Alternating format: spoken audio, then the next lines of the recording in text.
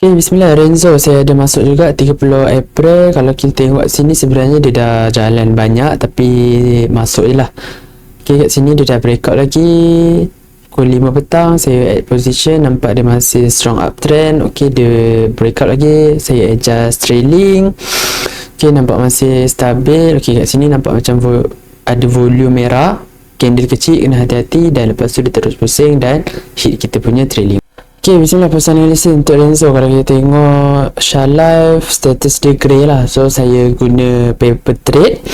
Tapi, kalau kita tengok tempat saya re-entry pun dah jauh daripada first breakout lah. Kalau kita tengok kat sini, 28 April patutnya first breakout dia. Tapi saya masuk dalam 30. So, dia dah jalan 20% baru saya masuk kat sini, baru saya perasan. Dan tapi dia tak keep moving upward for a long period of time lah. So dia terus pusing kat sini, so tak dapat banyak profit.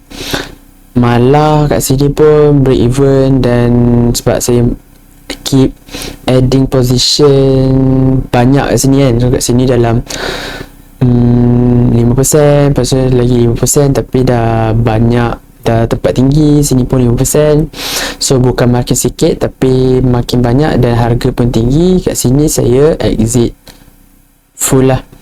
Lepas tu kita tengok dia terus jatuh. So kalau kita entry dan tak add position, kita terus fokus on, contoh kat sini dalam 50%, kita exit kat sini dah dapat 30%. Tapi saya masuk pun dah 2 hari lewat, baru saya perasan keep add position lagi, dan sebab itulah tak dapat full profit.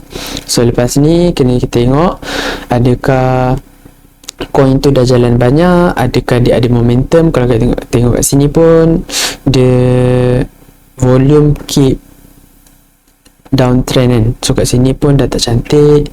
Tengok price up, keep moving, tapi kat volume dia tak naik. So volume dia menurun kat sini. Setiap kali dia break, volume tak ada. Kat sini pun dia try lagi break, volume dah exhaustion. Dan lepas tu dia bagi tail lagi kat sini. Nampak macam this is the last distribution. Lepas tu dia terus pusing. Allahuakbar.